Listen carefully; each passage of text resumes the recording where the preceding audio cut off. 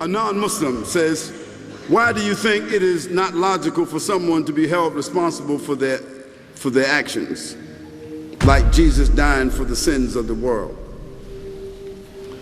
Well, first of all, in all fairness, if Jesus died for the sins of the whole world, I mean, how many years ago was that? That was like 2004 years ago? So if Jesus died for the sins of the world, if that is a principle, now Jesus didn't say that, but somebody else said it, but let's just say that that's a principle. Now if Jesus died for the whole world, that means whatever sins anybody committed since Jesus died, ain't no more judgment for them. Isn't that be right? Now the second thing is, how could it be that Jesus died for the whole world and at the same token every child is born with sin? Now tell me how that, hook that up for me.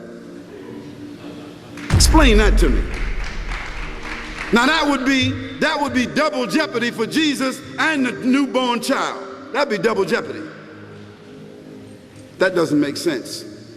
And that's not based on scripture.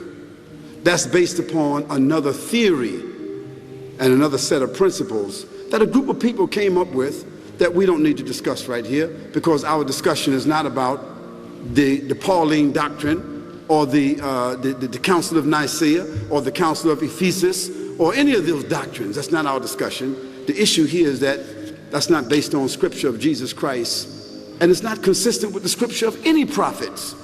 So we don't accept that.